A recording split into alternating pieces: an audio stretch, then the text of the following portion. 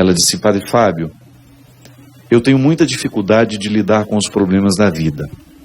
Muitas vezes eu os encaro como prejuízo e fico muito distante dessa perspectiva que vocês sempre apontam, que ele pode ser favorável ao meu crescimento. Sempre que sou emparedada pelo sofrimento, não me vem outra coisa senão a ideia de estar vivendo um prejuízo. Muitas pessoas certamente vivem o mesmo conflito com você. Eu, particularmente, também tenho isso. Em muitos momentos da minha vida, eu olho para aquilo que eu estou precisando enfrentar e não consigo ver uma perspectiva positiva daquilo que como você bem diz, do emparedamento que às vezes o sofrimento faz com a gente. Nem sempre a gente tem a sabedoria de perceber que aquele momento é favorável. Às vezes é só o tempo que vai nos revelando isso. Agora, a gente precisa ter naquela hora uma serenidade, uma postura, pelo menos, que possa favorecer o florescimento deste aprendizado. Na nossa vida, nós precisamos o tempo todo articular realidades que nós entendemos e outras que não. E o sofrimento será sempre um mistério para nós. De vez em quando a vida nos coloca numa situação e a gente não tem para onde ir e nós precisamos resolver aquele conflito ali, a gente precisa continuar em pé. Não dá para desistir, né? E às vezes esse posicionamento diante daquilo que nos ocorre, ele é difícil mesmo. Eu compreendo o que você está dizendo, porque experimento isso na minha vida. Diariamente preciso buscar sabedoria para eu dar conta de administrar as dificuldades que me acontecem. E agora, José, já ouviu esse poema? É um momento justamente em que esse personagem, criado por Drummond de Andrade, que na verdade é um pouco de cada um de nós, é colocado diante de uma situação que ele precisa administrar. Está aqui no livro. Ó. Existem algumas formas de sofrimento que parecem nos colocar diante de um beco sem saída. Essa dificuldade que às vezes a gente tem de perceber o que aquele sofrimento pode fazer comigo. Para onde eu posso ir depois dessa dor? Não há para onde fugir. É como se estivéssemos diante da própria vida nos perguntar: e agora? Quem não passou, né, por um momento assim? Em que você só tem essa pergunta: e agora? O que eu faço com tudo isso? De vez em quando, o sofrimento faz isso com a gente. Você fica como que paralisado diante dos fatos. Digamos que você está passando pela perda de alguém. Aquela morte, num primeiro momento, nos paralisa. E a vida faz essa pergunta: e agora? Como é que você vai continuar sem ele? Como é que você vai administrar a vida sem ele? Pois é, aqui no poema e na nossa vida, o agora já está aqui. E é preciso reagir. Não há para onde fugir. Já experimentei isso na carne. E creio que você também já tenha experimentado. Por vezes a dor nos coloca em caminhos estreitos. Ela nos tira as ilusões, porque é crua como a carne que nos prende aos ossos.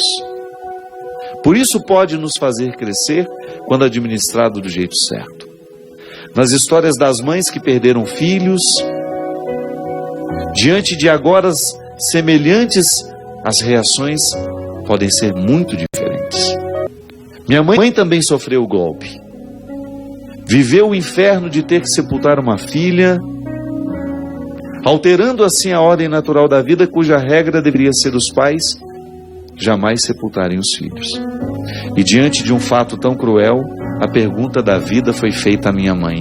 A pergunta da vida foi feita a muitas mulheres e a muitas pessoas que perderam seus entes queridos. Que às vezes é assim, minha gente. Na hora do sofrimento nós queremos fugir dele. Mas se a gente observa o movimento com sabedoria, não há outro lugar senão estar nele mesmo. É a melhor maneira de curá-lo. É a melhor maneira que você tem de enfrentar o sofrimento, é percebendo-o em toda a sua totalidade. Talvez seja por isso que você não esteja conseguindo compreendê-lo como uma oportunidade de crescimento E você só o interpreta como um prejuízo, porque você não entrou no coração dele. Você só esbarrou nas aparências do sofrimento. E quando a gente fica só nas aparências do sofrimento, ele soará sempre como um prejuízo para nós. Só quem entra no coração dele é que vai descobrir a lição que ele pode nos dar. Volto a dizer, somos superficiais demais. Somos superficiais nas nossas alegrias, somos superficiais nos nossos sofrimentos. As estradas que eram tantas foram reduzidas. Isso acontece no sofrimento. Parece que você não vê outras estradas, só vê aquela. O sofrimento retira tudo aquilo que parecia ser amplo antes dele chegar. É preciso escolher o que faremos. Não temos mais tudo o que tínhamos. A vida estabeleceu um novo quadro. E agora? Diante do sofrimento não temos o direito de dormir. É preciso velar, buscar o caminho fácil das fugas. E sim, o mais exigente, o mais tenebroso, o mais cruel, o que nos leva a nós mesmos. Recordo-me que depois de ter recebido a notícia da minha irmã, a minha mãe não quis tomar nenhum medicamento que a deixasse mais calma. Ela me dizia, olhando nos meus olhos, a gente tem que viver tudo, não tem, meu filho? Não podemos fugir de nada, não é mesmo? Deus está comigo, Ele vai me dar força. E assim aconteceu. Em nenhum momento ouvi uma blasfêmia saindo da boca daquela mulher. O choro silencioso, fundo, em nenhum momento cedeu lugar aos gritos de desespero. É justamente essa dureza que precisa cair por terra. Sofrimento é uma experiência de humanização. Ao perder todo o contexto de suas possibilidades, não lhe resta muita coisa a não ser o destino de sua humanidade. A dureza o priva até mesmo da solução mais fácil, a mais covarde. Minha mãe, naquele momento, ela estava imersa na realidade dela. E desde criança ela aprendera a sofrer com as perdas. Ela nunca enxergou o marido Carmo como um prejuízo. A minha mãe sempre teve facilidade de abrir a caixa do sofrimento, sabe? Como se fosse um presente, e descobrir o que estava dentro dela. Porque desde menina, a vida perguntava para ela, e agora, Ana?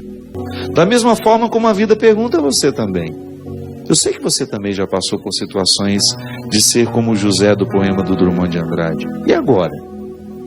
O que você faz com tudo que você tem diante de você? O que você faz com a mãe morta, com o pai morto, com o irmão morto, com o amigo que traiu, com o casamento que acabou,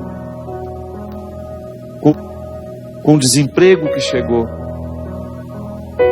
O que você faz com a tristeza que lhe ocorre?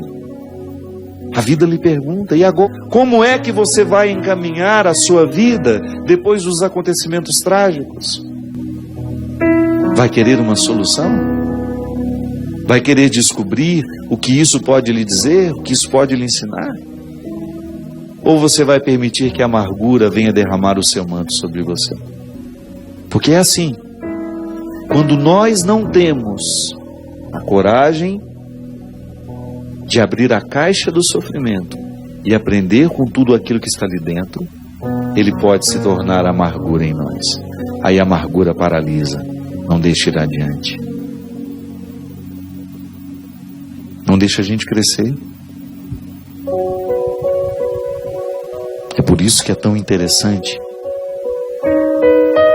é tão nobre da nossa parte, olhar nos olhos de todas as realidades, contemplá-las, da mesma maneira, com a mesma profundidade com que Nossa Senhora fazia, e procurar aprender com elas. Não se desespere diante daquilo que a vida está lhe oferecendo. Antes do desespero, faça a pergunta certa. E agora? O que você pode fazer daquilo que a vida lhe fez? E agora?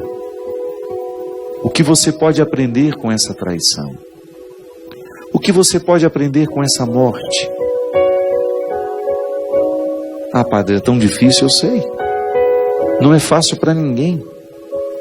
Mas você pode ter certeza que todas as pessoas, as mais interessantes que eu encontrei na minha vida, elas souberam lidar bem com a pergunta da vida: e agora?